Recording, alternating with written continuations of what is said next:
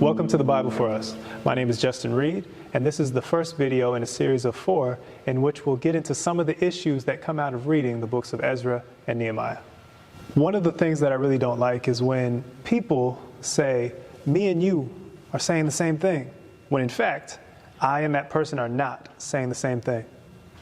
In cases where this happens, it makes me feel like that person has stolen my voice and then twisted it so that it fits their own ideas.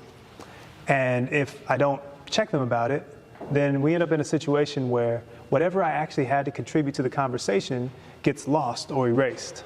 I think something like that happens with the Bible. We have ideas about God, ideas about the Bible, ideas about humans, ideas about the world. And when we read the Bible, if we find something there that doesn't exactly fit the same ideas that we have, we end up shaping it differently so that it does fit what we already believe or what we want it to say. And sometimes it's not the difference between the Bible and us. Sometimes the difference is between different writers within the Bible itself. The Bible was written by at least a few dozen people who lived centuries apart from each other, had different lives and different experiences, but who were trying to convey in the pages of what they wrote something about their relationship with God. Like people today, they wrote different ideas from one another. And when we try to read the Bible and say, oh yeah, they're just basically saying the same thing, then we could be misreading and misunderstanding what's there in the Bible.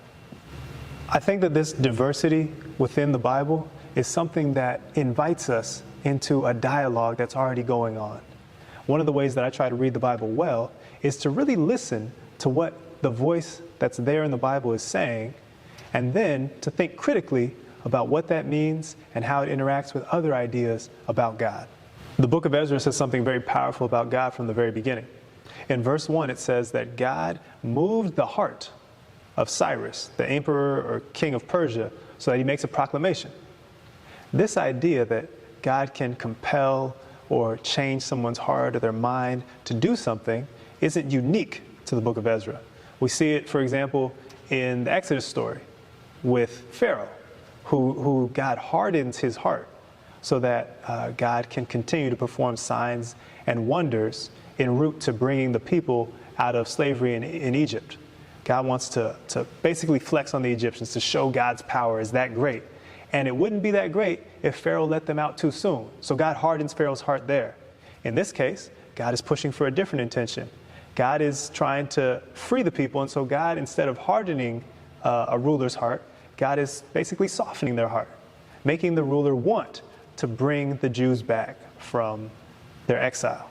The next verse in the book of Ezra says that the reason for the proclamation is so that the people will come back and build the temple in Jerusalem again. So it's aimed towards the worship of God. But whether this is about freeing the people, hardening Pharaoh's heart, softening Cyrus's heart, bringing the people back from exile, regardless, this idea that God can control someone's thoughts and emotions can be a hard pill to swallow theologically. And it's a theology that I think should generate a lot of questions.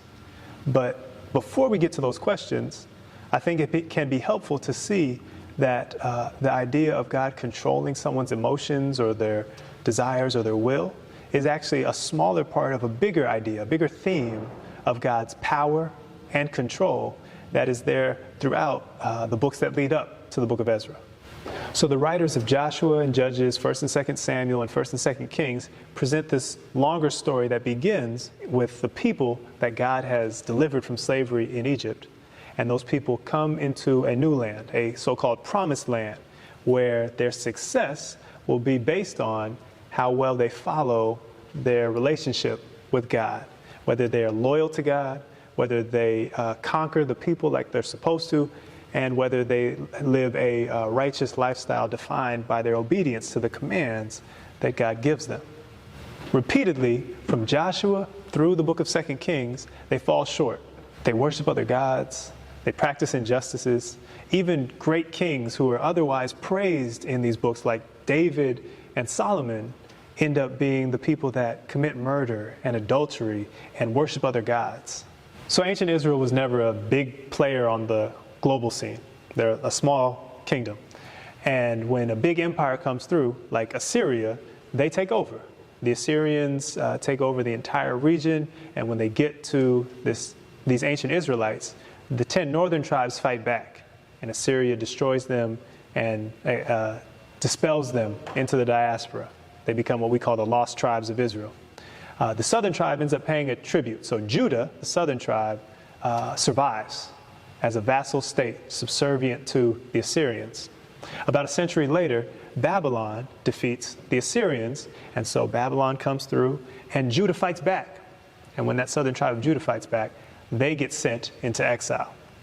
Now, the writers of the Bible take this history, what actually happened, and they write about it through a lens that has to do with their idea of God being in control and the importance of their obedience to God's commands and their loyalty to God. And so when they write about these events, they don't write just that Assyria took over, but they write that the northern kingdom was disobedient in their following of God's commandments, and that is the real reason, their relationship with God is the real reason why, not Assyria, but really God led to their destruction. And then the same thing for Judah. Judah ends up destroyed later because of a different level of disobedience and obedience than their northern neighbors, but also they end up destroyed, sent into exile, because not of Babylon exclusively, but because of God and God's power and control over this whole situation, and the people's obedience or disobedience to the rules that they're supposed to have in their relationship with God. At the start of the book of Ezra, historical circumstances have reversed. While they were in exile, the prophets gave a message of hope that the people would one day come back to the so-called promised land from their time in exile. And in the book of Ezra, we see an emperor, Cyrus, the king of Persia, as one who's bringing them back. But the theology remains. It's not really Cyrus, as we see in the first verse of the book. It's God who is controlling the situation. So from the book of Ezra and books that come before it, we see this idea recur, this theology that God is really in control of things, and God's control can have to do with people's obedience and disobedience sometimes, and that God's control can be such that God will use human actors to commit violence and to bring great trauma on people as a response to disobedience. Overall, I think that this theology should generate questions and a genuine dialogue with the text and with other people who are reading it. What are some of the questions that jump out at you? I would definitely ask, how is this theology valuable? In what ways is it helpful to think about some traumatic event as one where God is in power, where God was in control, and the survivor of that trauma can benefit from inspecting and correcting elements of their relationship with God as a response to what they went through? What about the opposite? In what ways is it harmful or dangerous to look for failings and faults in the one who is a victim and or a survivor of a traumatic experience? For these type of questions, I think that there's a lot from psychology, from modern events, from history that one could bring into the discussion. Personally, I would feel compelled to bring the issue of enslavement of my ancestors into this discussion. I can't think about the exile of a people from their homeland to the broader diaspora where they suffer subjugation under empire without thinking about what my own ancestors went through in this country. And in thinking about it, I draw connections, look at other voices in my community and in my history, and think about what we as a people have reflected upon about God's will and God's work throughout this history. And I would put that in dialogue with what we have here in the book of Ezra and in some of those books that I've mentioned before. I know that in our own history, people have asked, was God really in control of the enslavement of black people in this country? Is God the reason why black people were enslaved? Is there some benefit that black people have gained in the experience of enslavement? In some way, black people have become closer to God through that? And some voices have said yes. Some voices have upheld Christianity as the real benefit. And other voices have challenged that theology. And that's part of the dialogue that I think is worth it to engage in from a text like this. There are other important questions to wrestle with. What does this theology say about perpetrators of violence? If God is ultimately in control, controlling people's wills and actions, does that leave space for us to say that Babylon or some modern parallel, white enslavers are guilty, culpable, responsible for their own actions? What about other places where this theology plays out in the Bible slightly differently? In Genesis, there's the story of Joseph, who reunites with his brothers after having been enslaved and rising to the position of second to Pharaoh. When Joseph confronts his brothers about the fact that they were the ones who sold him into slavery, Joseph frames it in a certain way that is similar to what we've discussed so far. Joseph says, it wasn't really you who brought me here, but it was God who made all this happen to save many lives. And that's what Joseph is doing. Joseph has risen to a place where he has the power to provide for people during a famine. And Joseph wouldn't have that power if he had not been sold into slavery in Egypt. Is this theology of God as the ultimate cause or power behind a traumatic event equally suitable for a people in exile and Joseph's individual drama? Or is it a better explanation for one over the other? What about other places in the Bible itself that don't share this theology?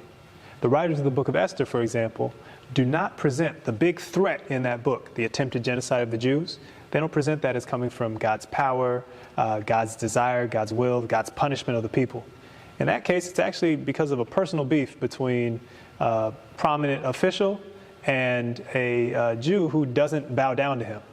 Because of that personal issue, this guy decides he wants to wipe out all Jews. All of that drama has to do with two people, and their salvation also has to do with people. It's not that God comes to their rescue and controls a bunch of events to make sure that things happen in their favor.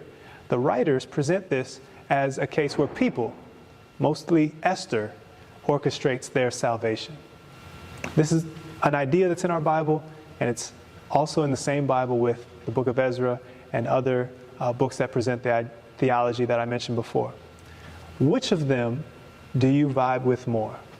The idea that God is in control of everything and exercises God's power in such a way that God will even influence the thoughts and actions of individual people, or the idea that history is propelled by the deeds of humans in such a way that God's power and God's influence is more subtle and mysterious?